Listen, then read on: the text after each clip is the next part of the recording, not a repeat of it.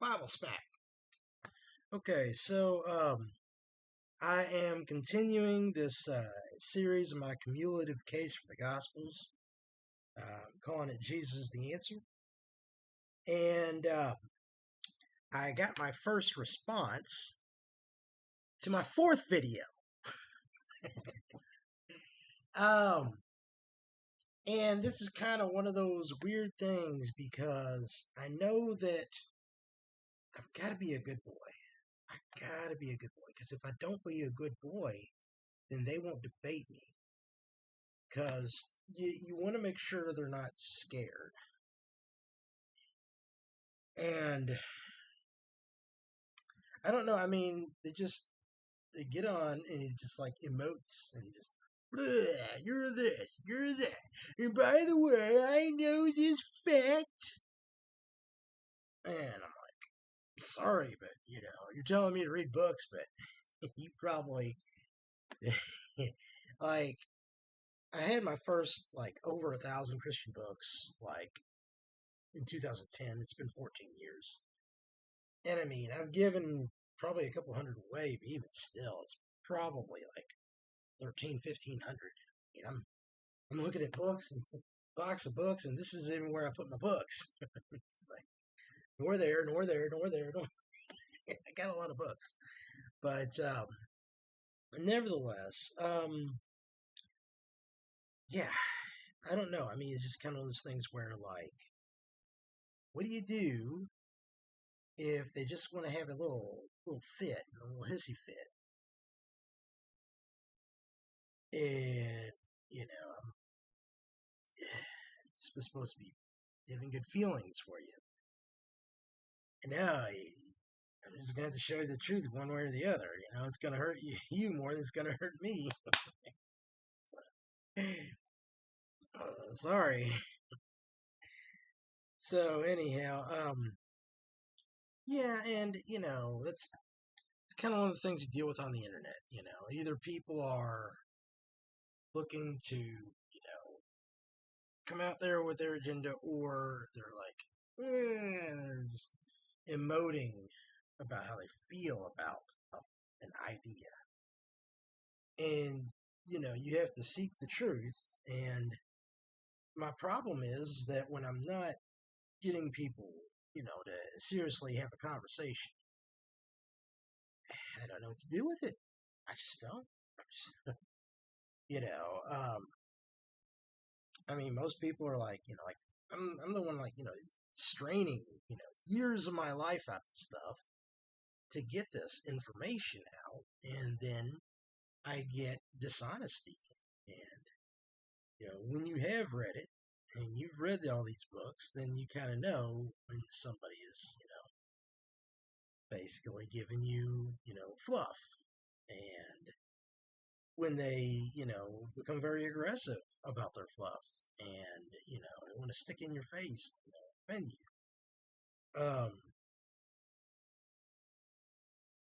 And I know the game. The game is, get guys like me angry. Say, you see, they got angry. Okay. But let me just take a minute here just to go over how this cumulative case is going. Okay. So the first thing to Jesus the Answer is the religious need for Jesus. You can't come at it. That's probably why they didn't comment on that one. But you can't come at this topic as if, hi, I don't care. I'm self-sustained. I don't need you. Prove me wrong. Just have a happy life then, right? It's not that you can't come to the truth. It's that you don't need to. It's not important to you. And if it's not important to you, then you're not going to be looking very hard. So come back when you're really having questions, really wondering, is there anyone out there? Is anyone who cares about me? And people do care. That's why we have this going on.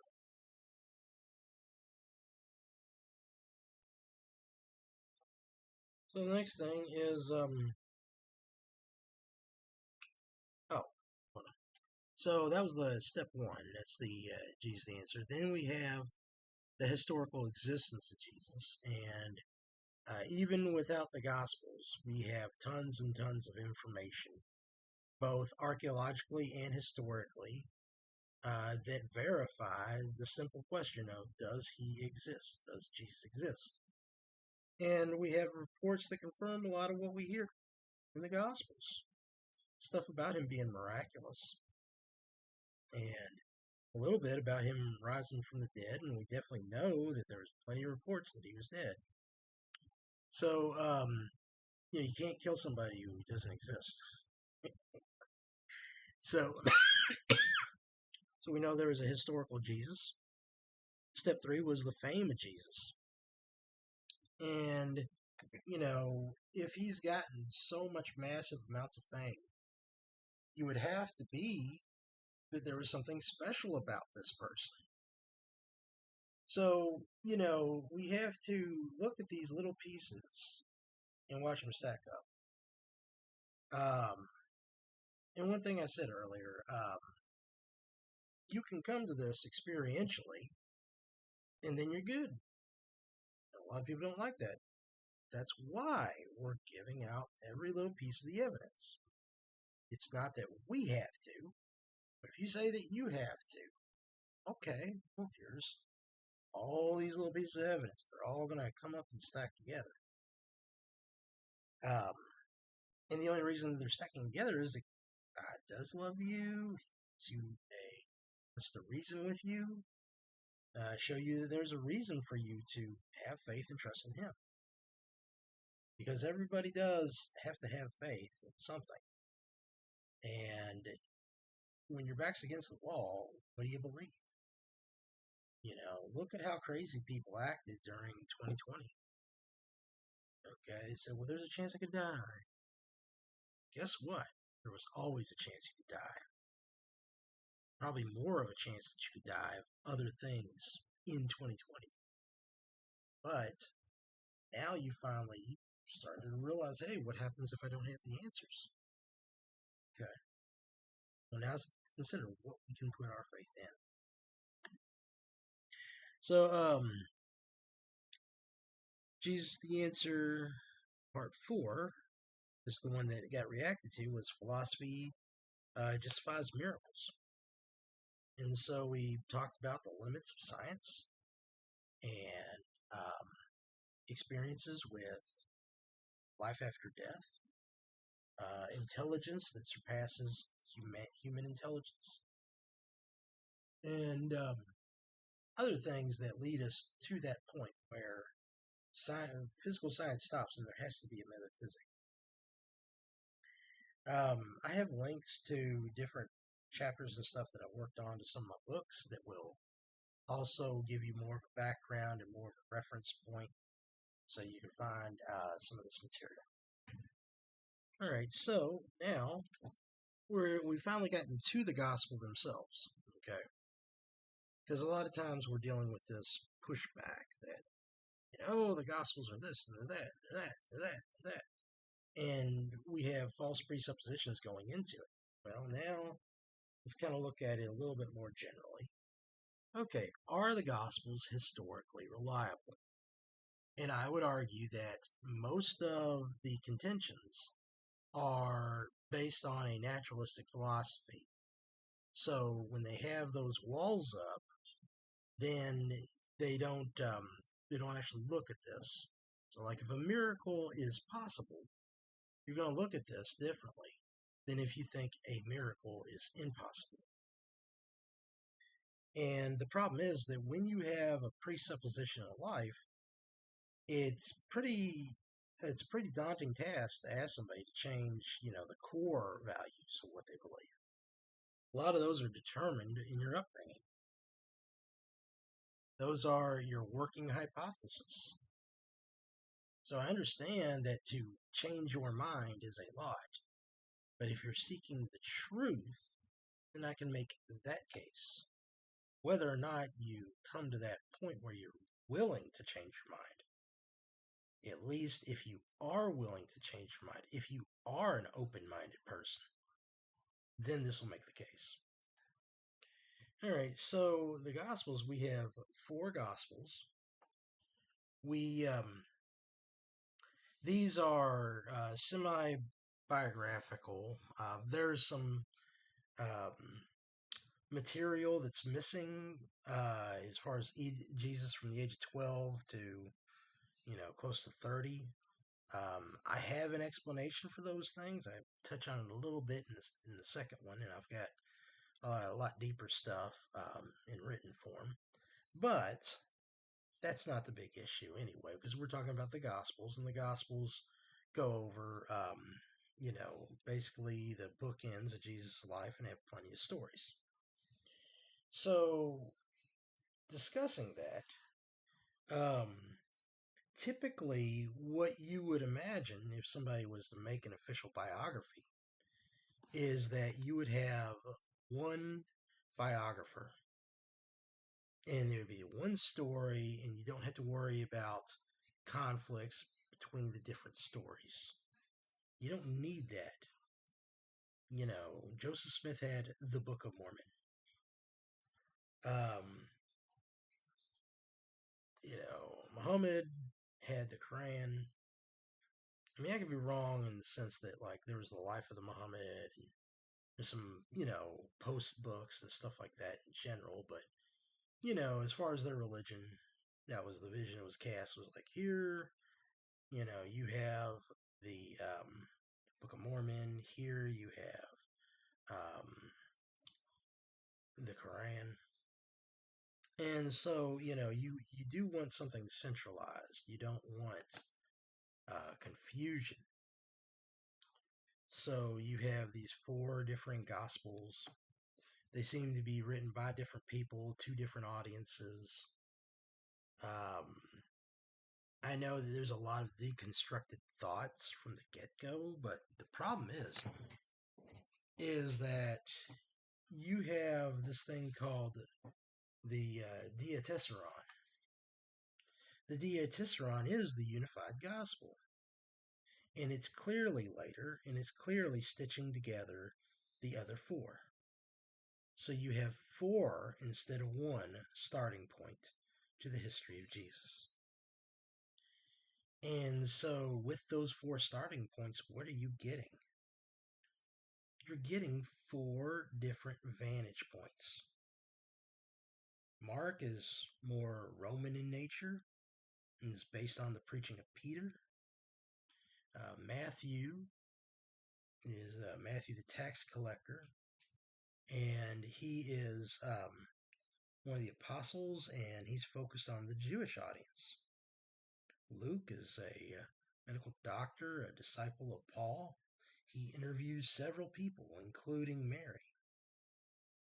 And then John, one of the beloved apostles, and somebody who's now writing in a post-Christian, not post-Christian in the sense that after Christianity, but after we've heard the other Gospels, and now that we have a Christian identity in the revelations that was given to us the Apostle Paul, now that we have that, we can now talk about things among Christian believers as opposed to just Jews or just Gentiles. So you have these four different Gospels that are brought up. Typically, the argument is that these were written later. This is baloney. It's just stupid for people who don't read. Why do I say that? Because it's not the original theory. Originally, you had some of these critics who came out there probably around the 1700s, 1700s. And these guys started casting such doubts that they thought maybe this stuff was really kind of invented by 1000 AD. Now, that didn't take off very well, but then they backed up, and pretty quickly they backed up to about 300 AD. Now, it's interesting because we have another group of writings. There's about 72, if I'm wrong, maybe 75, but I believe it's 72 different writings called the New Testament Apocrypha. These were secret books that ended up being rejected as being authentically biblical. And they were from Gnostic authors. So these 72 writings, they came out around 300 AD. But the theory was that the New Testament was supposedly made about that time. So why did these other writings get rejected? And why was there not very much of any pushback in all of Christendom? Because they didn't have a centralized power. There wasn't like, here's the rich millionaire Jesus people in Christianity Inc. No, they were tortured all the way up to those 3 centuries. They were tortured. It wasn't until 325 when Constantine said, "Okay, we're going with tolerance here." Well, probably around 300 and then 325 they had the Nicene Creed. But until that point, they didn't really have any cohesion. There wasn't, a papacy. In fact, it's interesting because when Constantine comes in as emperor, there's also, during this time period, a big revolt and a big to-do over the Bishop of Rome. The Novatians argued, hey, that's not the real bishop. This is the real bishop of Rome. And also during this time, there was another one over in North Africa, a conflict between the Donatists and Augustine's group. This is important because we have to understand that, the hierarchy system came later. It was not originally there. So you had these Christians just kind of going back and forth. They didn't really have any solid status. So, as the Gospels were reproduced all over, we see many different ancient manuscripts in many different languages. Now, in the Greek alone, in what we call antiquity, before the printing press, we collected about 6,000 Greek manuscripts. In the various churches, we found other manuscripts of other languages, whether it be Armenian or Latin, Gothic, Ethiopian, African, Latin, all these different languages. And so as you're seeing all these different languages, then you have a manuscript in the different forms. And so you have a better witness as to which Greek word was used because that word directly translates to this word over here in this language. There's nearly a dozen of these ancient languages. You also have the work of the Ante-Nicene patriarchs. The Ante-Nicene guys, they quoted the Bible so often that you could nearly get the entire New Testament written within their sermons. So now you have another witness to the New Testament. And also, some of the ancient churches had the ancient Bible manuscripts. And these churches had them all over the Roman Empire, not just in one place. So these are different scales which you can see the authenticity of the story. So as I said, you have the raw majority of manuscripts. You have the fact that the manuscripts are the most reproduced ever in the ancient world. You have the fact that there's different translations verifying, and then you also have the Ante-Nicene Fathers.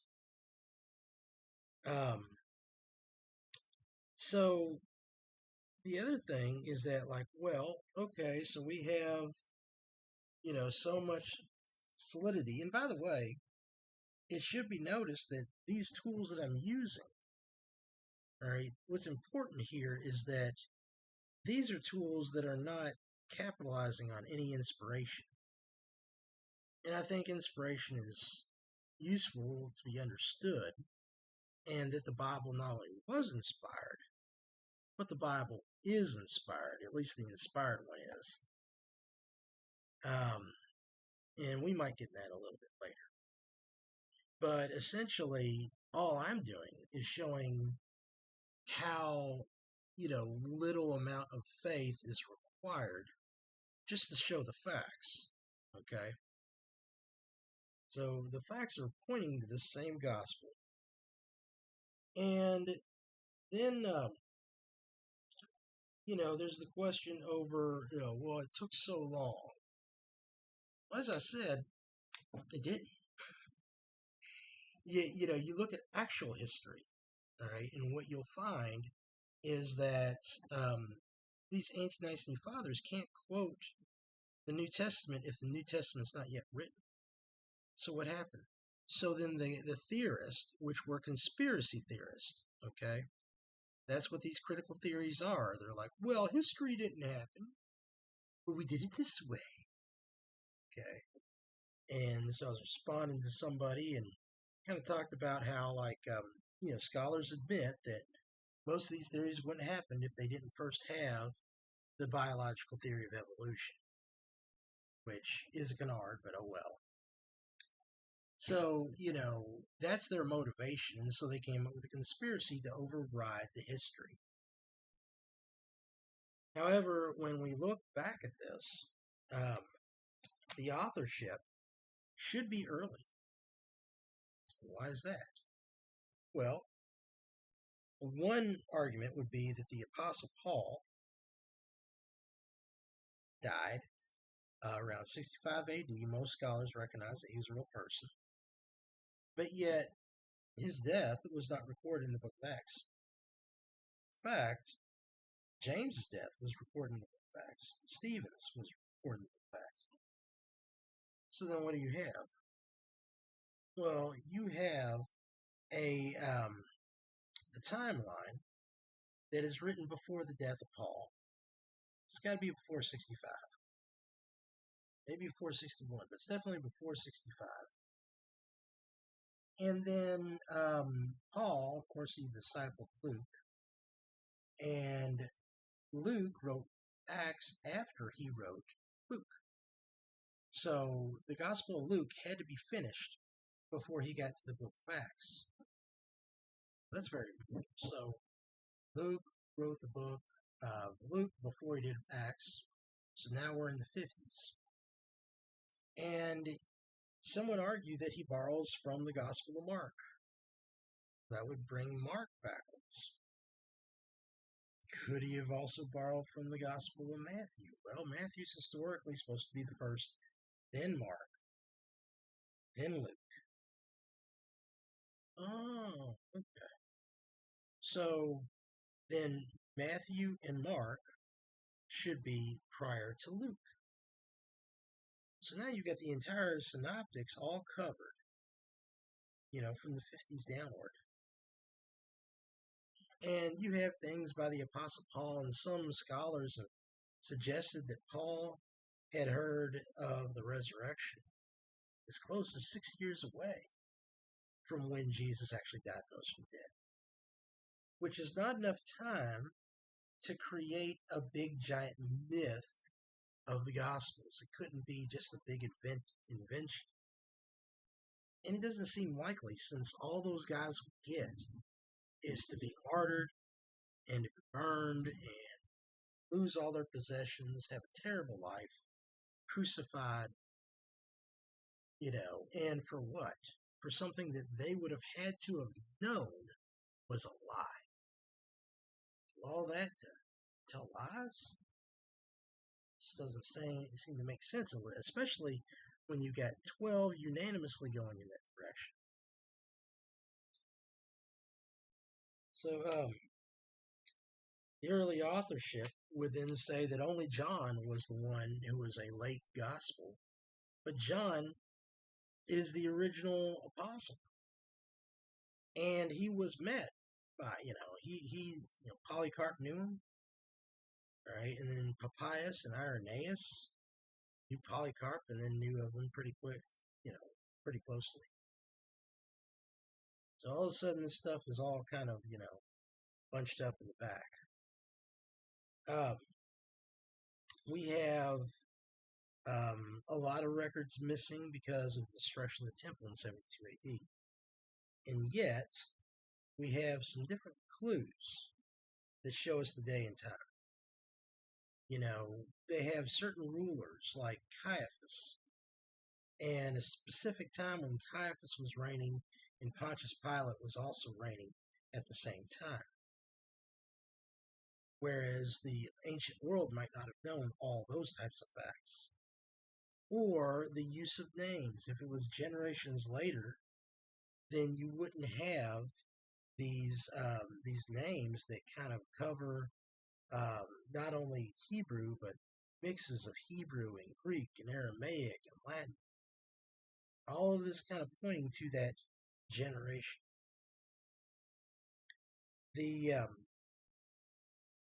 There's little coincidences, undesigned coincidences that you might hear from Lydia McGrew, and I'm starting to pick up a little bit of hers, and her husband. I forgot what her husband's first name is. His last name's McGrew. But I don't know if she would agree with me on this, but I was just reading the other day through the Gospel of Mark, and it talked about Jesus walking on the water. And then it says he started to walk past them. And then they had to cry out to Jesus to get him to kind of come back towards their direction. Well, why was he walking past them? Well, it was the fact that they were in the middle of a storm, and the wind of a storm will blow a boat or ship. And so as it's blowing them away, Jesus is performing a miracle, and he's walking on the water. And walking on the water didn't disturb his, destination, because he was already doing something supernatural. So if gravity wasn't bothering him, then neither would the wind. The wind was bothering the boat. And why would that detail be in there? It's not that Peter or Mark were geniuses. No, quite the opposite. They were as common as get. But they just noticed something that was factual. And so that fact brings the fact to you and shows you pieces of reality.